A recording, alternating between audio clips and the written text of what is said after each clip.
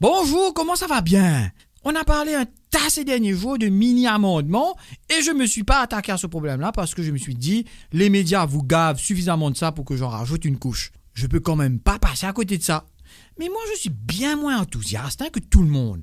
Déjà, le gouvernement est celui qui occupe le poste constitutionnel de l'opposition, mais qui en fait agit comme le gouvernement parce qu'il espère toujours entrer dans le gouvernement. Vous suivez là? Enfin, les deux comiques là se félicitent de leur fameux vote. Mais on oublie que ce n'est pas de leur propre chef qu'ils ont fait ça, hein? Non.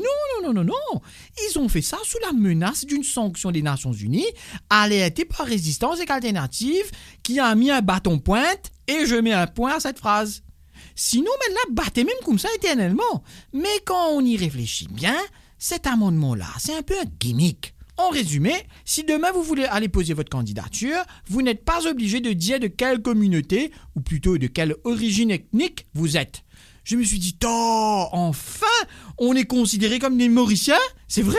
Mais quand dans une seule phrase, un politicien dit « On est des Mauriciens et c'est parce qu'il y a différentes communautés qui doivent être représentées que nous sommes Mauriciens », je suis un peu désespéré. Je lisais une super interview de Carlo de Souza dans un journal. Il a dit que la plupart des députés qui ont voté cet amendement n'y croient pas du tout. Ils l'ont fait pour ne pas être foutus dehors de leurs partis respectifs et de leur poste et continueront à déclarer leur appartenance ethnique. Vous y quoi, bel changement? Les arguments des défenseurs du best loser system sont qu'il faut que les minorités soient représentées. C'est là le problème. On réfléchit toujours en termes de minorité et de majorité, et non pas comme un ensemble. On se dit toujours Duval va défendre les créoles parce qu'il est créole. On se dit jamais Duval va défendre les Mauriciens. C'est toujours la défense d'un groupe. Le problème des minorités ne se posera plus si on en fait un tout, une seule grande majorité, celle des Mauriciens.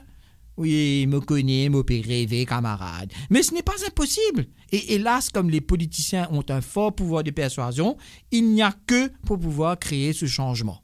Oui, vous avez toutes les raisons de désespérer.